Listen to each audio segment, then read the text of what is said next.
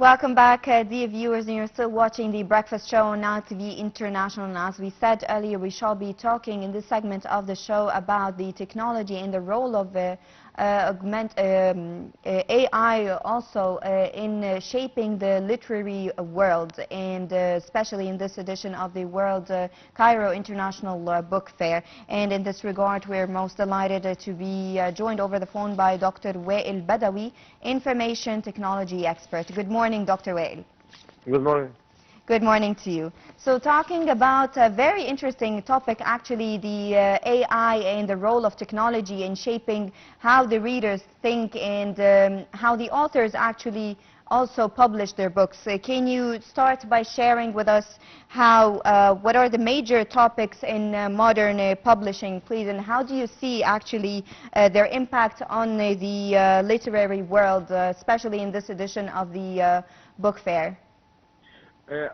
This edition of the book fair, we have been observing several of our colleagues have been putting forward books which will talk about the impact of technology, the impact of AI. Even Yes. There was a good friend of mine who was putting a book around how we can interrogate and investigate and how to make a trial for applications like ChatGPT. So there are different topics have been evolving right now over the last maybe less than a year around the use of the technology of artificial intelligence, very specific, very detailed technology. It also impacts the way we produce and we receive these books.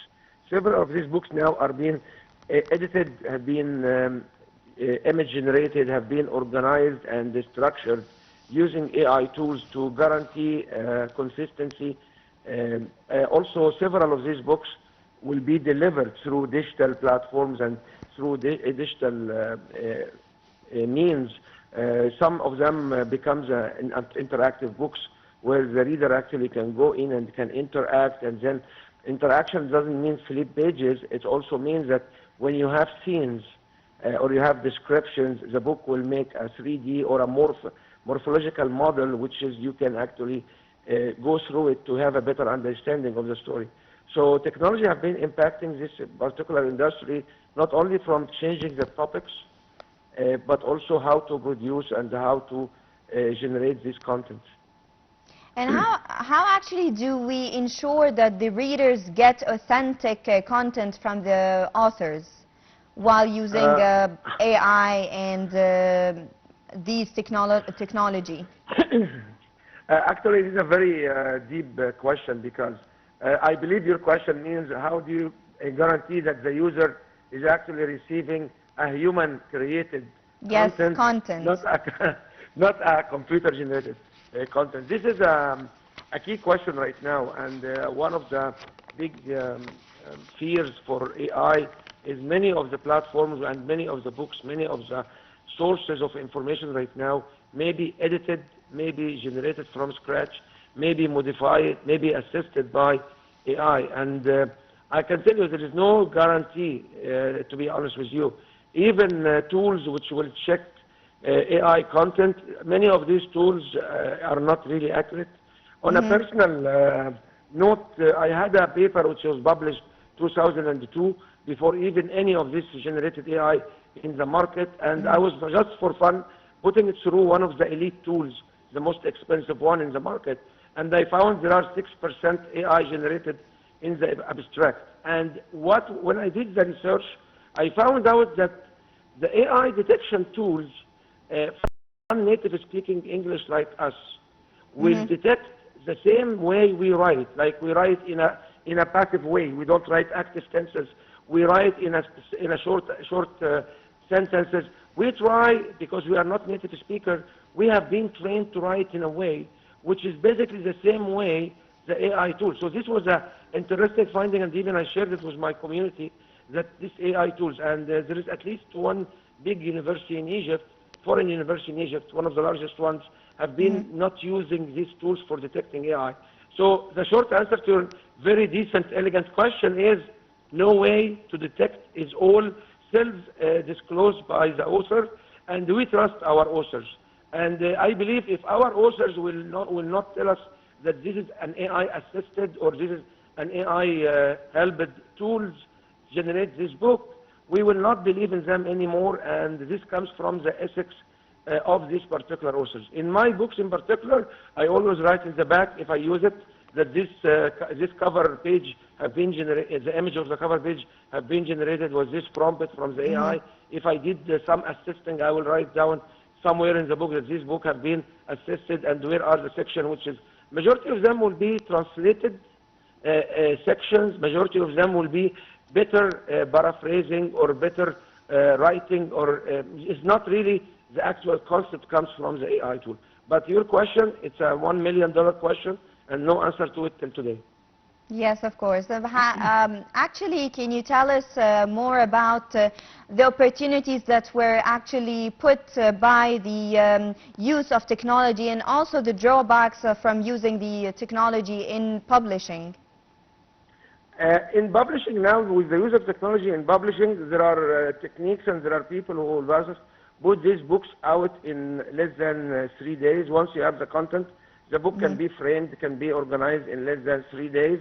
Majority of the books right now are print on demand, which will actually save the storage for the books. So there are many platforms, and some of them are actually Arabic platform as well, not only English ones, where you upload your book, and as an author publishing, it will allow also the platform to, when you have an order, it will print one book at a time. It will not print thousands of books and store them in a storage place.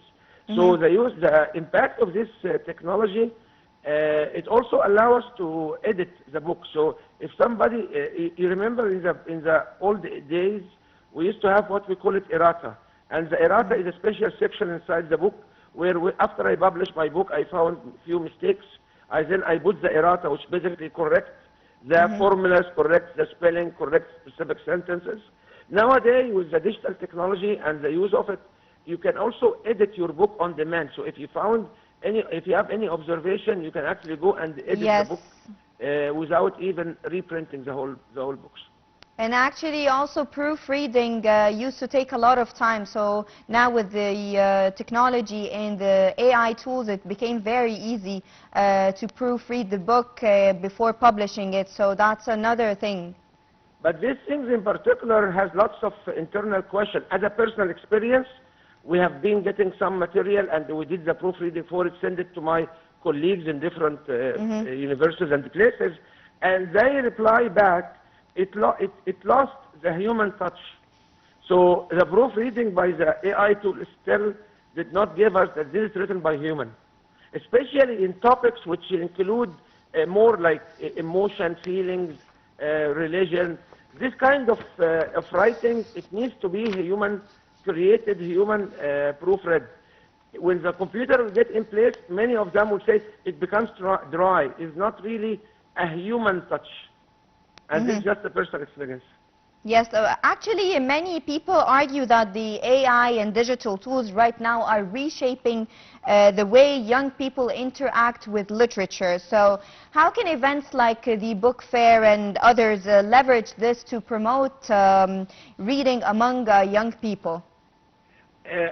I agree with what you said, and young people do not have a capacity because of their personalities, types, do not have capacity to read big books and large books. So usually they look at the concise messages, small messages. They don't have the time to browse.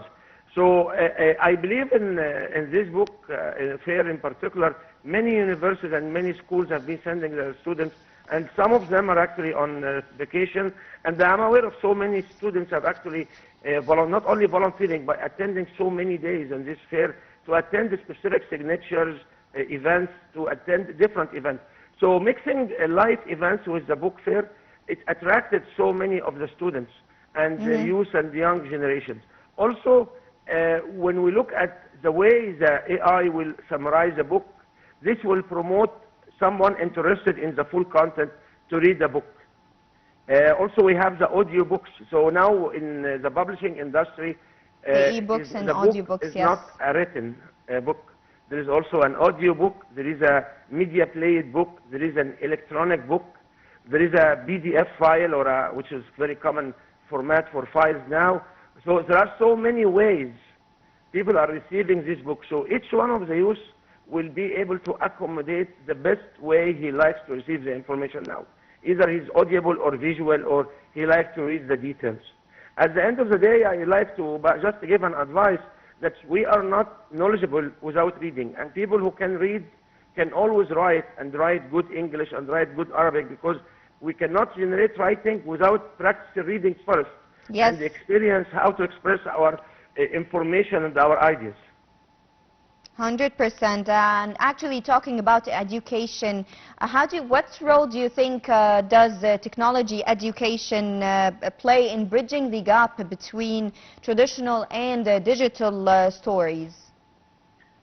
We in artificial intelligence schools, we are now creating 3D avatars which can really read books, can interact with books. We can always have the video generated scenes associated with a specific part of books.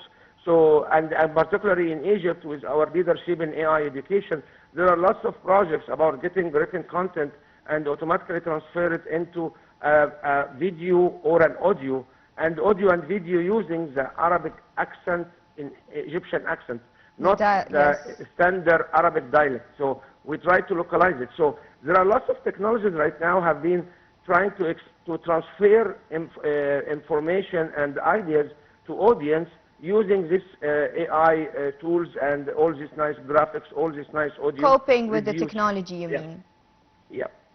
Okay, Dr. Wael Badawi, information technology expert, thank you so much for having the time to talk to us about the role of AI and technology in shaping the literary world. Dear viewers, a short break and we'll be right back.